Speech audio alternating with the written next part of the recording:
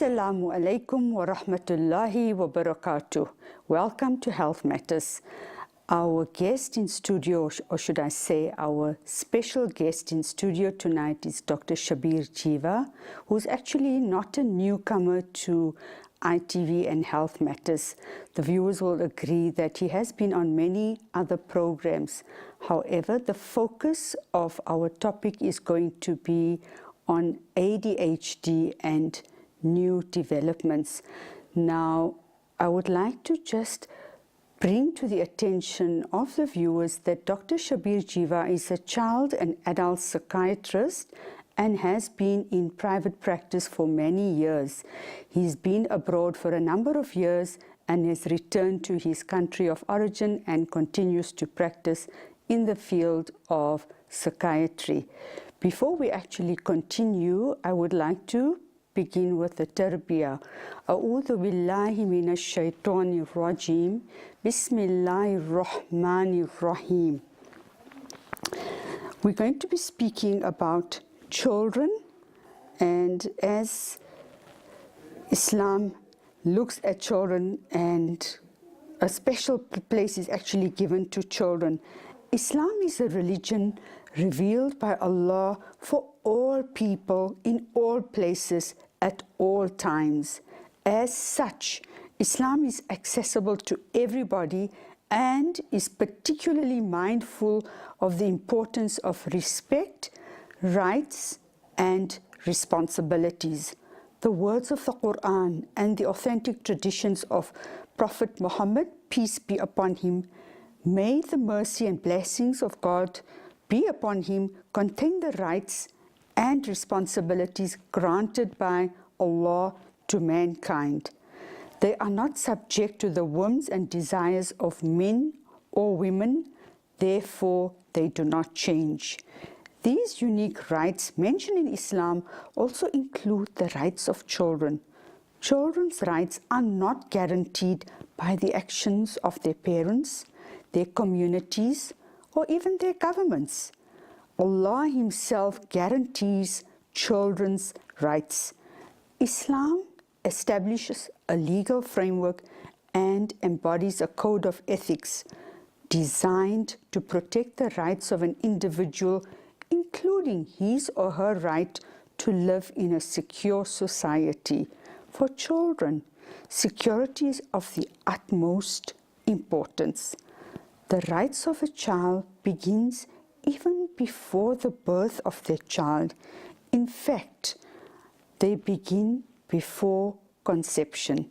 The Quran and the authentic traditions of Prophet Muhammad, peace be upon him, make it clear that two people should not enter into a marriage carelessly. A great deal of thought and preparation is necessary before man and woman commit to each other and to the family that may result from their union. Prophet Muhammad, peace be upon him, was heard to say, open quote, "A woman may be married for 4 reasons: her wealth, her lineage, her beauty, and her religious commitment. Marry the one who is religiously committed," closed quote. If a man and a woman have both dedicated their lives to worshipping and pleasing their Creator, then the rights of any children they may have are automatically guaranteed. Worshipping Allah means obeying His commandments, and His commandments include securing the rights of the child. A child has the right to know and understand his or her lineage. Once a child is conceived, it has the right to life, it has the right to health, it has the right to be protected, and it has the right to be loved. And it is Allah who is the provider and sustainer of all life. Sadaqallahul Azim.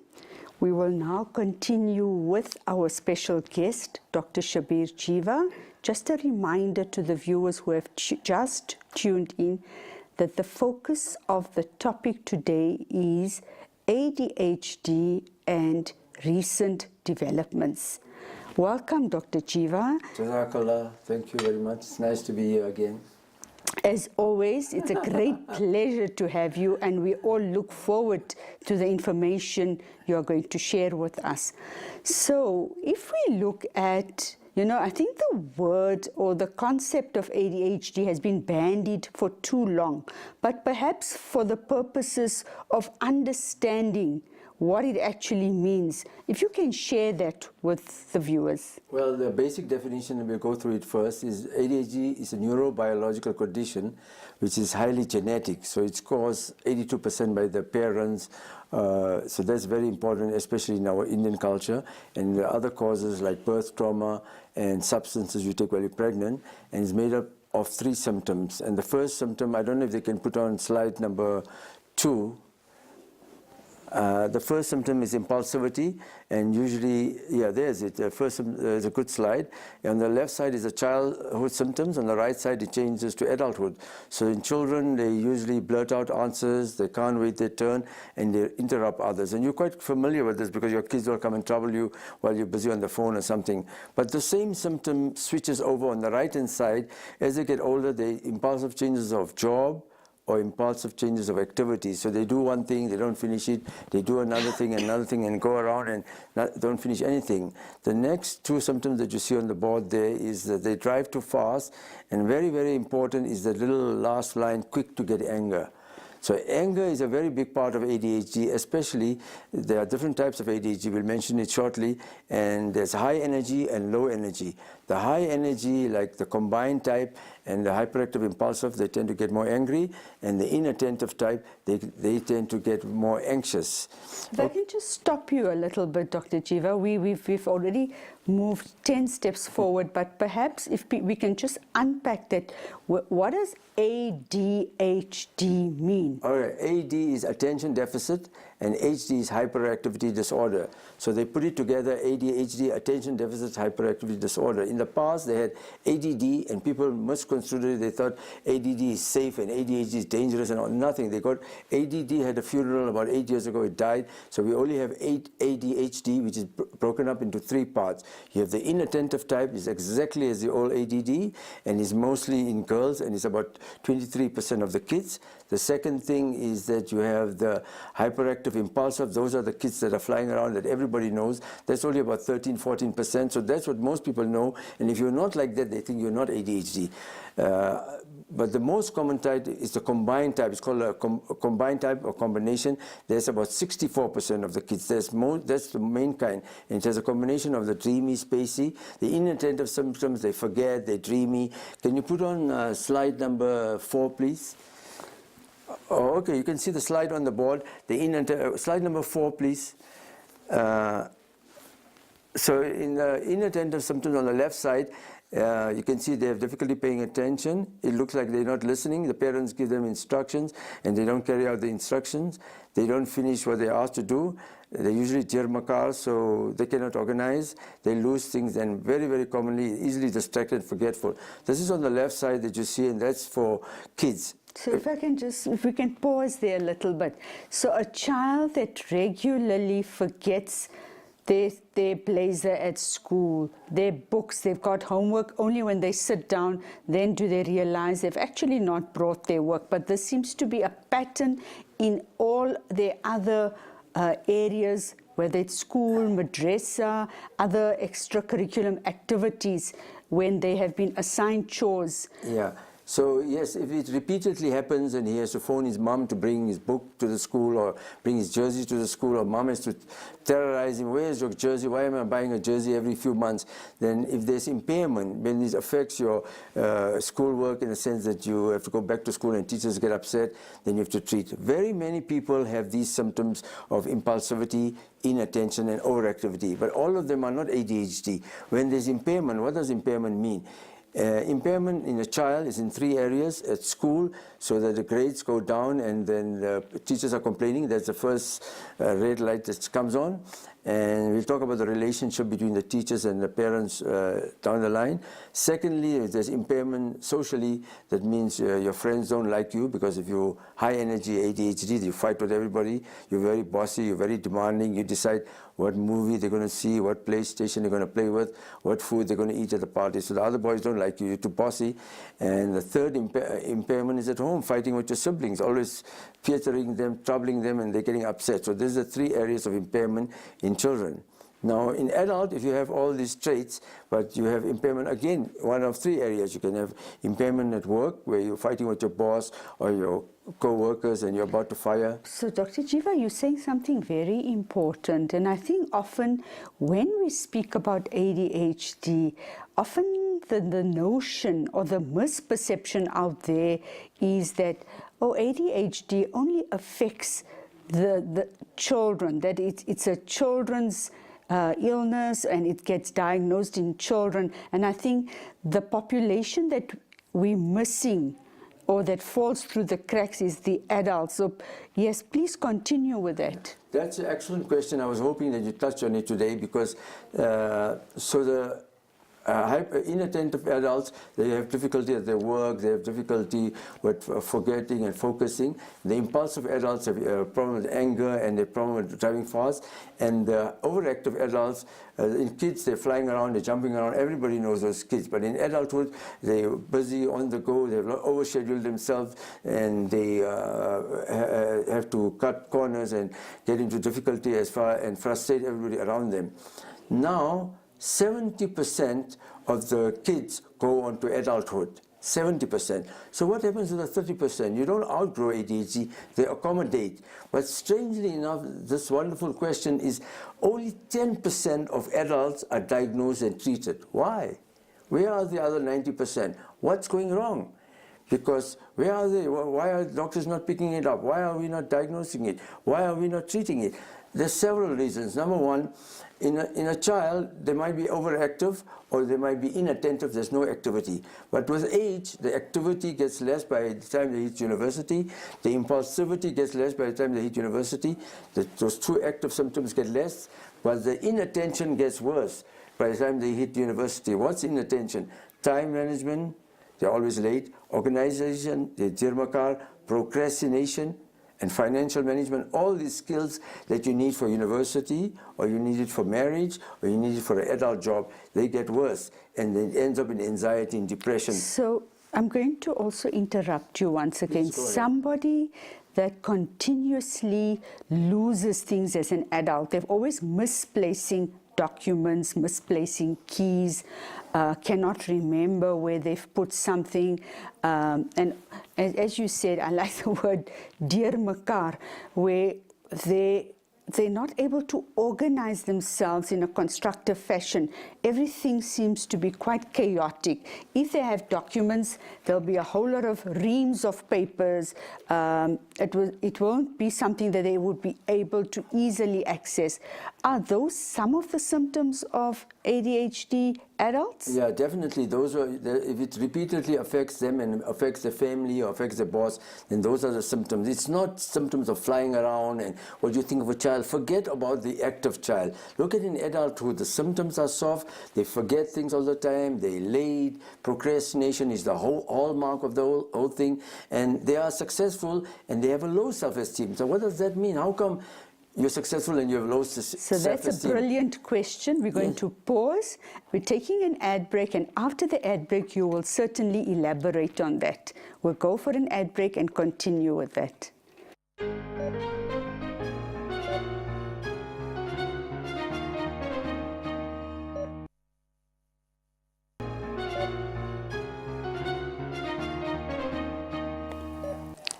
Assalamu alaikum wa rahmatullahi wa barakatuh. Welcome back to Health Matters. Our guest in studio is Dr. Shabir Jiva, who's a child and adult psychiatrist with his special interest in ADHD.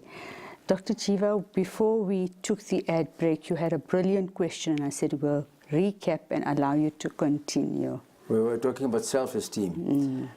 Most of ADHD kids, adolescents and adults have a low self-esteem. But it doesn't mean they are losers. The basic definition of self-esteem, usually you feel down, you don't like yourself, and that is a typical low self-esteem problem. But in ADHD, we are winners, and on winning, we feel we are losing. So there's a discrepancy. We are winning, we are successful. You can see Richard Branson, Tom Cruise, Robin Williams, Jim Carrey, all these guys are successful. But the self-esteem is low. So they don't feel they're measuring up to what they expected to.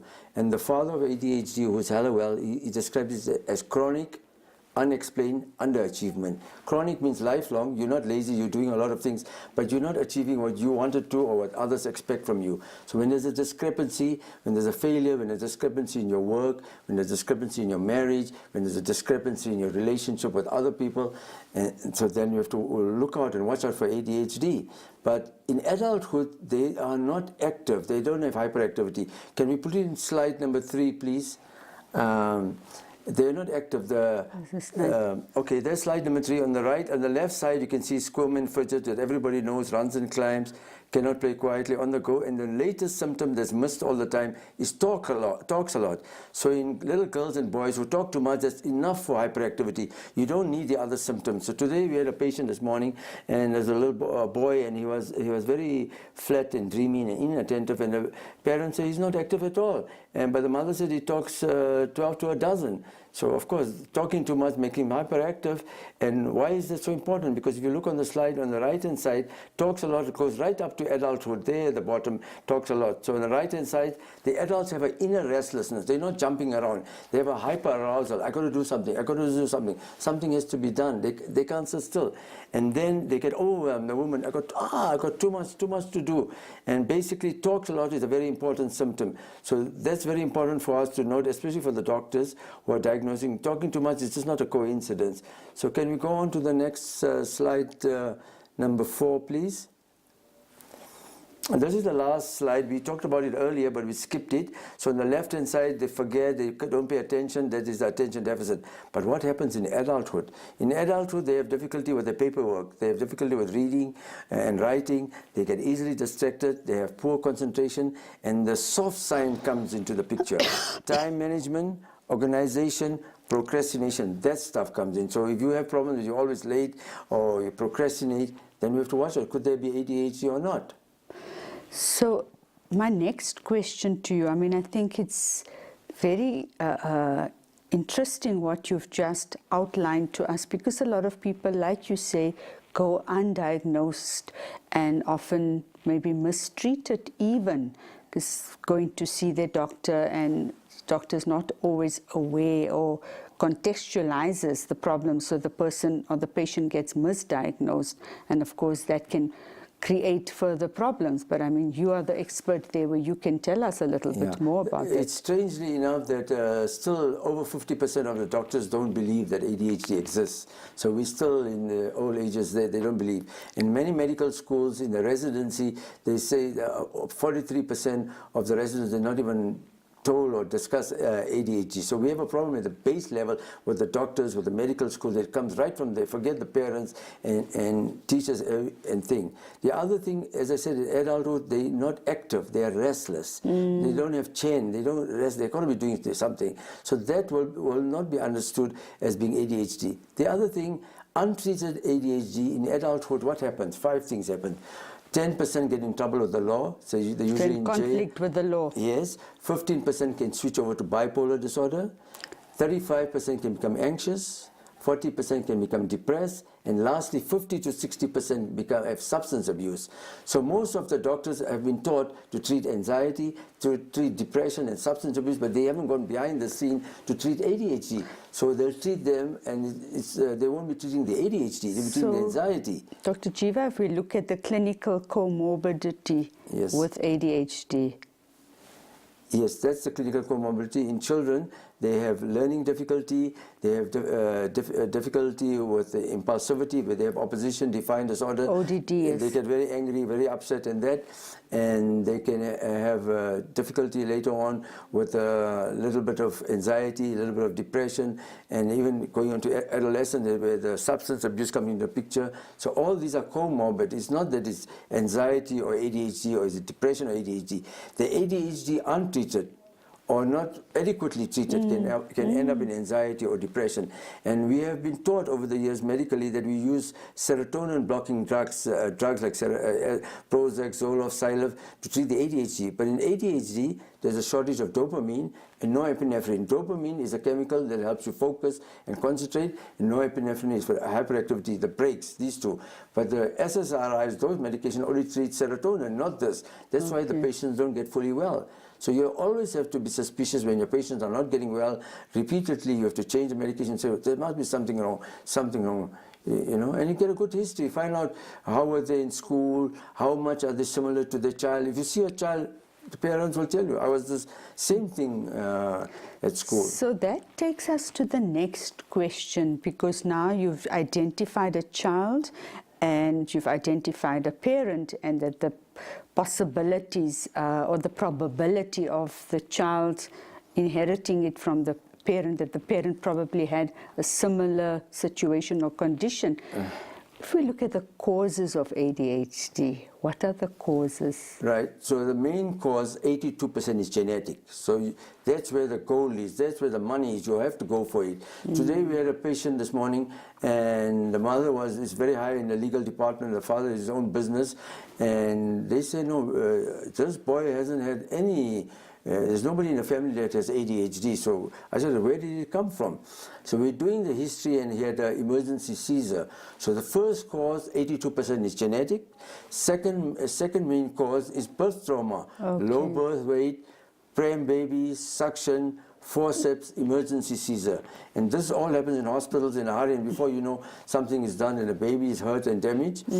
And the next important, and the third one, is substances that this pregnant woman take, either drugs, alcohol, and smoking during pregnancy. So these are the main causes, but the main cause is genetic.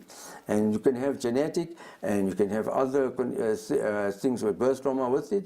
It's very high in adopted kids, because the mothers are usually impulsive, and the boyfriend or husband didn't have condoms and that, so they got pregnant, and they couldn't have a termination, so the result in having a child, but they didn't have proper health care, and that is how the ADHD comes through. And unfortunately, many parents are not prepared to accept the ADHD. We had a patient yesterday that was for about 12 years, the mother's a teacher, and up to the age of 12, they didn't treat. They went through every treatment and anything else besides medication, because the stigma against medication. That's right, it's the stigma. If you have the right diagnosis, you can try all the treatments. If your condition is mild, you can do vitamins, you can do exercise, you can do avoiding stimulating foods, you can have a coach, you can take omegas and everything else. But that's not exclusive. Doesn't mean if you have ADHD, that's a treatment, or the medication is a treatment. No. Those things are needed it's called holistic treatment. It's needed in everything. You know, every mild, moderate, and severe ADHD. When a child is mild, it's okay. You can tie him up, beat him up, whatever you want, unfortunately, and he might get well. But when it's moderate and severe, when there's impairment, then you have to treat.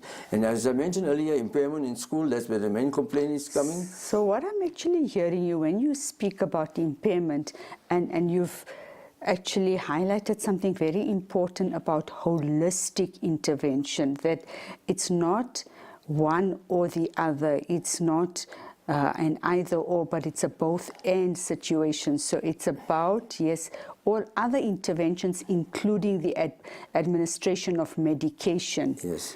So let's spend some time on the holistic treatment. The most important new thing is, it's always been important to do exercise. And we used to tell the patients do exercise 5 days a week, and they catch 3 days a week. But the latest work from the States is that you need to do 5 days a week exercise, not 3. Because doing exercise for 2 times a week and 4 times a week is similar. But doing 5 times a week, there's a 300% increase in impact. So 5 days a week, 30 to 45 minutes, enough to break out a sweat, half cardio and half resistance. That's the formula you have to do. Now, why exercise? Not because you're going to get thin and slim. No. Exercise increases the chemicals, the 2 neurotransmitters, the dopamine, norepinephrine, and serotonin that you need for focusing and feeling lacquer and feeling good. As Hallowell says, ADHD, we have a constant need to scratch. We have a constant need to scratch this itch. We have to do something to feel lacquer. So exercise is the top priority. If you did exercise all day, like some of the film stars like like Jennifer Lopez and all of them, then you don't need your medication because every 4 hours you're pumping more dopamine and norepinephrine. So first is exercise. The second part of the holistic treatment is sleep. Sleep is also important. You need a minimum of at least 7 hours of sleep.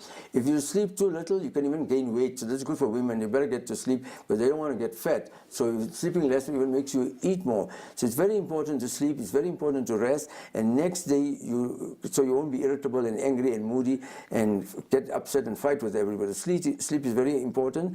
And ADHD kids, 50% of them don't sleep. So ADHD adults also have sleep problems. So the sleep deprivation impacts on their functioning. So if you have 4 hours, if you lose 1 hour of sleep today and 4 days time you lost 4 hours. When you lose minus 4 hours, then you have sleep deprivation. Then you can get moody, you can get irritable, you can even become manic. So sleep is also important. You have to get a good sleep. Third is diet. Now diet, for the longest time we've been saying high protein diet like egg white, white chicken, lentils, white fish, and even biltong in South Africa, increase that, and decrease carbs, bread, rice, potato, pasta. But there's new thinking on diet. There's work done for over 32 years, and in the past they said if you have a good diet, then you won't get ADHD, and if you have a bad diet, you'll get ADHD. No, that's not true. Diet does not cause ADHD, so fixing the diet doesn't take the ADHD away. No. What happens, a bad diet is bad, sugar, coffee and all that. A good diet is great, high protein, but doesn't cause it. It's very important to know. It's mainly genetic, and I told you the other causes, but the diet does not cause it. Okay, so we'll take a pause on that, and I think it's important to understand and appreciate that actually food is not a contributor towards ADHD. Thank you.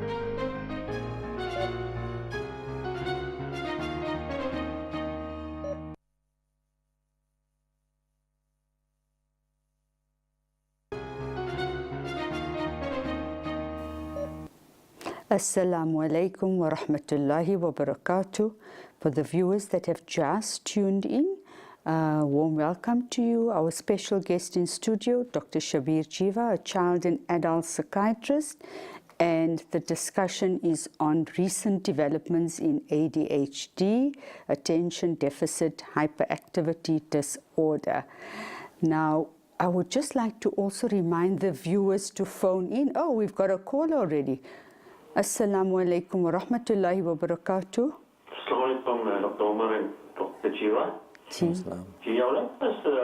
Jiva, now in childhood, if they have ADHD, is there a possibility of outgrowing it? And in adulthood, either with treatment or without treatment. And then the other aspect is in the younger generation, does it still a part of being unoccupied? And if laziness steps in, can that also play a role in the ADHD? Yes. Okay, so there's two questions. First is that you cannot outgrow ADHD. 70% goes to adulthood. The 30% they accommodate. So they have a different stress in their lives, and they can cope. But 70% goes to adulthood, and that's why you need the adult symptoms, and you got to treat them. You said with treatment, without treatment. With treatment, still 70% will go into adulthood, but they will be scaffolded. They will be protected, and they will not get into so much trouble. But without treatment, they get into a lot of trouble. I told you, substance abuse. They can get into all sorts of antisocial stuff. Everything. The second part. What was the second part of the question? Doctor, the second part was about the adulthood. Yeah, what about... Do they outgrow it? No, they don't outgrow it. That's the first part. What is the other part of the question? Is that, well, they don't outgrow it, and as I say, 70% go to adulthood. But what happened... The occupation, being unoccupied then. Yeah, okay, that's a great question, sorry. Now, the inattentive type, which is the old-fashioned ADD, they usually call them, you mean I'm not, there's a book called, you mean I'm not lazy, crazy, or stupid. So as soon as a parent starts saying lazy, lazy, lazy, or somebody says lazy, lazy, lazy, there's only two things that can make you lazy, three things. One, if you are really lazy, inattentive ADHD comes across as lazy, and if you're depressed. So inattentive ADHD, the signs are laziness, inertia, they're not interested in doing doing anything. Even if they're not passing, they're failing, they don't care. So that is very important. It's part of the inattentive ADHD. So forgetfulness and looking lazy and being lazy, they don't have energy. It's a low energy, lazy looking blob type of a picture. Yes, definitely. Sorry I missed that question, but that's definitely part of inattentive ADHD. It's very important. Don't worry about flying around. That part, look for these kind of patients. When you're in a family where there are several children and one is lazy and the other three are doing so well, so what's wrong? There's something happening here. Why aren't all of them the same? They're all the same genes. So you start checking. There may be inattentive ADHD, and the percentage is very, very high. It's about 24% of the kids have inattentive ADHD. So yes, laziness is important. And laziness falls over to procrastination, because procrastination is the hallmark of ADHD. They delay last minute when there's a gun to their head, then they start working. Otherwise, it's too boring to do things 3 months ahead of time. So that's true. Thank you for that, Dr. Jiva. Right, Jazakallah, brother. Let's continue, but just a reminder to the viewers, please feel free to phone in with your questions and comments. Okay, I thought I'd spend a few minutes just telling you some of the new things, because we might never Yes, the recent developments, and I think we've had this discussion off screen where I said to you, so what's new? Okay. Has Ritalin been replaced? Strattera, Concerta? I mean, if you can share with us. Okay, we're going to do it in 2 parts. The second and the last part will be all about medication, because it's a very exciting time in the life of ADHD. But a few other new things. Number one is, you might know that if you have an ADHD child and you have a lot of expenses, teachers, occupational therapy, au pairs, doctors' consults, all that is tax deductible. So you can, in our office or wherever, there's a SARS form. SARS is made it an official disability. So you can go back 3 years and claim all those monies if you're paying proper taxes. So that's very interesting, and I think that's very important information. So those that are spending a lot of money and it's an expensive treatment, yes, SARS allows that. So you get your doctor or asked to fill it in, and you get a good accountant, you can go back up to 3 years. Now, in the same light, if you're talking about saving money and things being better, there's a very exciting time, because for the longest time, the best medication in South Africa is the long-acting stimulant. The Concerta was the best. Many people still use Ritalin. Many doctors are old-fashioned. They tend to like Ritalin more. But Ritalin and Concerta, and they're all the same, methylphenidate. Ritalin is short-acting, comes out fast and goes out fast in 3.5 hours. But Concerta is smooth and long. But the thing about Concerta, it has been very expensive, so the medical aids haven't been paying for it. The hospitals are not getting in a formulary. And suddenly in December, they came out with a generic Concerta called Contramile. And Contramile is a different mechanism to Concerta, but we're having equal success. I've got about 200 patients on the new Contramile, and 98% of them are doing well. So it's 30% cheaper, so that you can save, and you can, hopefully the medical aid will put it on the system, and also the hospitals will put it in the system, and more people. So it's more affordable and accessible to the average man on the street. Yes, and that's definitely, it's exciting. And then as soon as the generic Concerta called Contramile came out in December, now the Concerta people have brought out the clone of the Concerta called Newcon. It's exactly the same tablet, the same box, same everything, by a different company, but it's 20% cheaper. So those guys are 30% cheaper, different mechanism. These guys are 20% cheaper on the clone. So it's exciting times. People will save money in that. And then we're having another one coming out in about 4, 5, 6 months called Vyvanse. It's an amphetamine. It's a 14-hour drug. So you only need it once a day, and it works on dopamine, norepinephrine, serotonin. So it's an excellent drug. And so we have this 2018 is going to be a good year in medications and spending and new things. So my next question to you, Dr. Jiva, is, I think, the concern around how long do you have to take this medication? Yeah. All parents ask, when do we start and how long should we take it? When do you start? You start before, you must prevent low self-esteem in this child. If this child has ADHD and you as a parent not wanting to treat him, delaying and delaying, thinking they will outgrow it, you don't outgrow it. They go into more and more trouble. They get into more and more difficulty. So that they don't outgrow it. The new age, the new age of diagnosing, there's new criteria. The American Association of Pediatrics have recently determined that we used to diagnose ADHD as early as 6, but now they're going as early as 4. It's amazing, it's so early. So between the age of 4 and 5. As young as 4, yeah. hey? So you diagnose the kids and you treat them with behavior therapy, or you treat them with any other therapy that helps them. But if the therapy is not helpful or it's not available, then you can use medication as early as 4.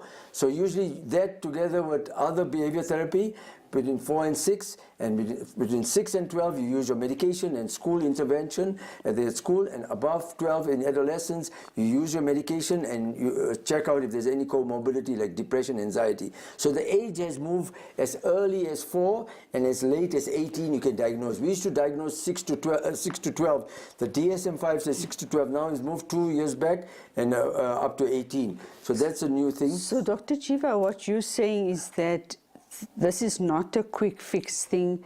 This is a lifelong intervention that will have to be monitored, and of course medication will probably have to be adjusted from time to time. Yeah, I didn't answer your question. So the parents asked me, how long should we be on treatment? So I tell the parents, up till you finish university. So most kids hopefully get a degree or finish at 23. Whenever there's a learning situation or a focus situation, which is learning in work, learning at university, you need treatment. So you're not going to outgrow it. You're not going to stop before university. And actually the first year of university, they crash. 40% of the first year dropouts are ADHD, untreated, undiagnosed. So you need it until you finish your degree. And the medication does great work. That if you don't like it, if you have side effects, you stop or you change. Doesn't mean you have to stay on it. So you mentioned earlier on something about occupation and in the workplace, the manifestations that are displayed in the workplace. Now you've said now that till they finish whatever qualification or their vocation. Right. And for people that are not able to manage their workplace, what would you recommend Okay, them? so by the time they get to say 23 or 22 or they're working or they're studying at university or they got married, or those adult things. So the soft signs get into trouble. No jumping around and all the, even not so much of focusing. They have time management, organization, procrastination, financial management, all these skills. The pills does not teach you skills. You need a coach. So we have an adult ADHD coach. She teaches all these skills. And with these skills together with the medication, they do quite well. Now, at that age, they might get anxious or depressed. So you might not need a stimulant. You might need a stimulating antidepressant. There's various ones on the market. And so you change the treatment, and coaching is very important, exercise is important, all the holistic thing, coaching and the medication. But you might move away from stimulants at that time. Stimulants are used in all ages. It's safe with all the medications. People don't overdose on stimulants, but they can overdose on aspirin and things like that, where they can get be suicidal, or they have ulcers and things like that. So LOL, the father of ADHD, he says these kids have Ferrari brains and bicycle brakes. The brakes are popped, so we have to put in brakes, and the brakes is the medication. And the coach only helps you to go forward and help you with the skills. Then the coaches help you with marriage problems, relationship problems, help you with financial fixing, how to do things. So of course, as we've discussed earlier, that it's a holistic approach. It's a combination of interventions. It's not just medication as the treatment, but complementing it with alternative therapies. And I think something that you've also touched on, but maybe in terms of further side effects. Okay. Every drug has side effects, so it is not exclusive to Ritalin or ADHD, like medication causes diarrhea and vomiting. Now, the stimulants, the three main side effects is headaches. Stimulants, I mean Ritalin, if you still want to use it, or Concerta and a new Contramile, they all have the three main side effects: headaches. Second side effect is sleeplessness or insomnia. They don't sleep. And the third one, they lose weight or the appetite goes down. But parents worry about the weight and appetite, but usually after 20 months on these stimulants, you regain the weight that you're supposed to be, so it's not much of a problem. Many of these kids are not only on stimulants alone. Stimulants alone only does one thing: it's super focus and retains. But it doesn't do behavior and anger and fighting and all that. You could have put in the brakes. So the medication you use for the brakes, like Epilim and Risperdal, they increase weight and they help you sleep, so it balances out. Okay, so what would your advice be to parents of young children if they have noted any of these symptoms or signs of behavior in their children? Okay, the very first thing is that there's massive denial amongst parents, especially we Indian parents. If the child is very clever or is first in class, you can't have ADHD. That's furthest from the truth. The IQ is a high IQ condition. So IQ is usually high, but the EQ is a problem. So they might not do well with their friends, and they might not do well, but they can be first. They can even go to medical school and all that. But it doesn't mean you cannot have ADHD. Secondly, we need to develop a relationship with the teachers. The teachers play a very important role. The parents get very upset when the teacher says your child has a problem, because they say, oh, we are sophisticated, and then how can you say our child has a problem? How can you say our child has ADD? No, that's not true. The teacher should just open the door for you to get assessed. Two things that the teacher should avoid. The teacher should not say their child is ADHD. The teacher should say, we have several kids and your child seems to be as bright as the others, but your child for some reason is not doing well. Would you consider being assessed? Or your child is not performing to his or her potential, yeah, maximum potential. Optimal level. Yes, that's one thing. They shouldn't say that they should be assessed for ADHD. It's not the teacher's job, it's a doctor's job to diagnose ADHD and treat it. And I think you've said something important. It's about the teacher opening the door, creating that pathway, but the responsibility and onus rests on the doctor to then make a diagnosis. We'll stop there, take an ad break, and continue with our last segment.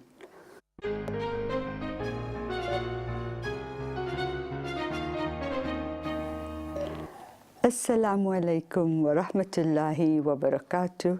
Welcome back to Health Matters. We're in the last segment. We've got Dr. Shabir Jiva, a child and adult psychiatrist, and the topic under discussion is recent developments in ADHD. When we took a break, you and I talked about addictions and how ADHD can impact on one's life, even as a child, and of course, if one pursues that into adulthood, the addictions. And I know I spoke to you about gambling and addiction to pornography, cyberspace, but perhaps you can shed more light on that. So in ADHD, as Hallowell says, you have a constant need to scratch the itch. So you need something to feel lacquer. So when you feel bored, lonely, or tired, you're looking for something to do. So the things that you get, the healthy things to do is exercise, protein diet, and meditation. The not so healthy is chocolate, coffee, Coke, Red Bull. All these things increase the dopamine and norepinephrine, but you develop tolerance and pre-addiction. Then you have tertiary things like power, money, workaholic. All these things make you feel lacquer. It increases dopamine, norepinephrine. Then you have the dangerous things: drugs, alcohol, pornography, Tiger Woods, sex, gambling. All these things make you feel lacquer, increase the dopamine, norepinephrine, but it's an addiction, and it can cause, the millions of dollars can be lost, millions of rands can be lost, and get us constant trouble. And you can't tell the person, stop gambling or stop drinking or stop this. You have to replace it with something, and replacement is with our medication. This is how we treat. So addiction is a big part of ADHD. In different kinds of addiction, you can have food addiction, you can have work addiction, workaholic, you can have the standard bad things like gambling, pornography, all that stuff. It's not a coincidence, and they have to be helped and treated. It's part of the same picture. It's all one picture. We've got a caller. Assalamu alaikum wa rahmatullahi wa barakatuh. Assalamu alaikum. Alhamdulillah. Go ahead, please, brother. Yes, doctor. I just want to highlight something about us, especially in our black community, about the awareness that in our black community we do have a problem. So how does the government helping to go to those locations for people to know more about ADHD? Because this is what I discovered about my child. So I want more awareness. I don't know how the government is putting their effort so that they go to those local schools, so that parents should learn that such behaviors, because you notice more small things, but for me it took me 5 years to learn that he's got a problem. That's why I started to take better steps. So I just want to know how the government is putting more effort on it. Thank you very much. Okay, the thing is, before you get to the government, to find out about things, talk to your friend who has ADHD, the child, read books. We have a great website. And we have another program where we go to schools throughout the country, wherever. It's a free program where we go and give talks to the teachers and the parents for about 2 hours and teach them all, to make them more aware. We did approach some part of the Department of Health that why don't they do it in every school?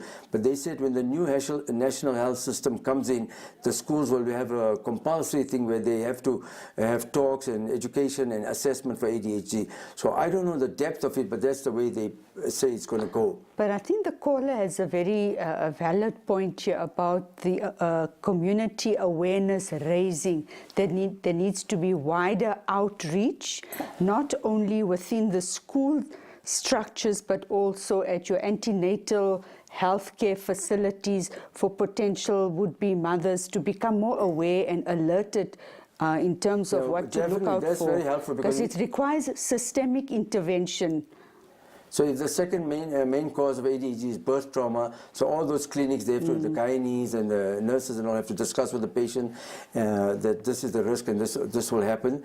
And all the other clinics, pediatric clinics, wherever, we have to be more alert and try to help the community as much as we can. But I think even the educator protocol, the educator awareness, where they need to be informed about signs and symptoms of ADHD, so that, as you said earlier on in the show, that the teachers are the gatekeepers, opening doors for children to be diagnosed and treated so that they could at least normalize their lives and become more proficient and successful. Yeah, we have to improve the relationship between parents and teachers, as we started before. The teachers shouldn't say ADHD and teachers shouldn't say Ritalin. That's for the doctors. So as we speak, what we realize, and for the information of the caller, for the knowledge of this caller, to understand that not sufficient work is being done on the ground and that government departments need to be called to account for delivery of addressing these challenges.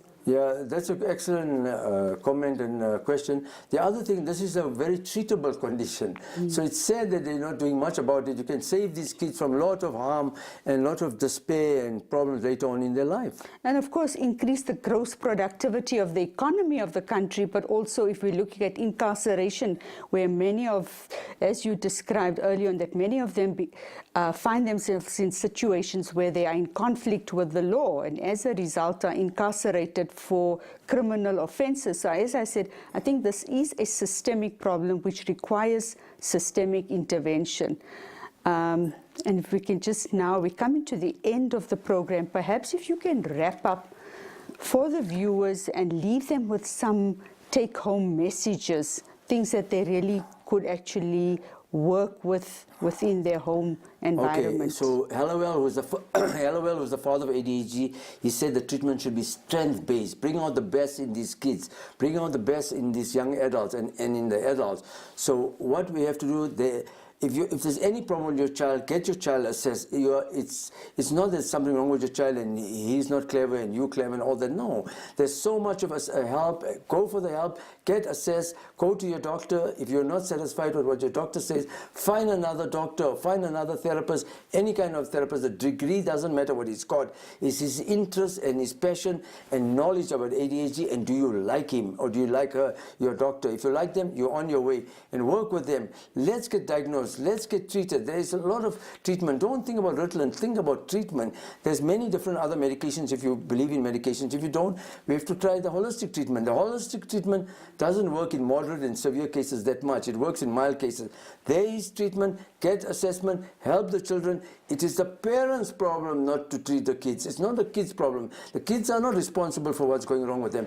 On the contrary, if 82% is genetic, the parents has even caused the ADHD. So the parents should be more selfless and try and say, can we have this child assessed early and let's treat them early if they need to. So what you're saying, Dr. Jiva, is that parents need to be open to exploring the reasons underlying the child's behavior and open to medical intervention, and of course finding the relevant professional that will resonate both with the child and with themselves. Yes. And of course be open to holistic interventions where there's different opportunities that would be provided to the child and the family, because I do not believe that this kind of work is work in isolation. No, it's a team effort, and it has to go to the media, go to nurses, doctors, everybody work together. If you're not happy, get some other help. There's a lot of, today with the internet and all that, we've got a great website. Just go in and find out. Your parting shot, Dr. Jiva, the last minute to go, your parting shot. So we're giving you 30 seconds. Must get assessed and must get treated, and the parents are committing a sin if they don't get the child assessed and treated. It's unfair to the children. You are responsible for the low self-esteem of the child if you don't treat the child. And I think what you're saying is that one should not remain in denial or be dismissive of the situation, but taking ownership and taking charge of the situation could certainly enhance the life and trajectory of the child.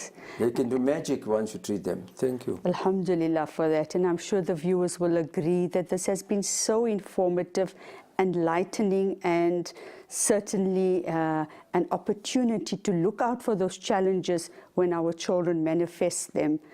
On that note, we would like to say thank you for this great presentation. As always, you've been brilliant, and once again, thank you. And welcome, thank you. On that note, I would like to end with a verse from the Holy Quran.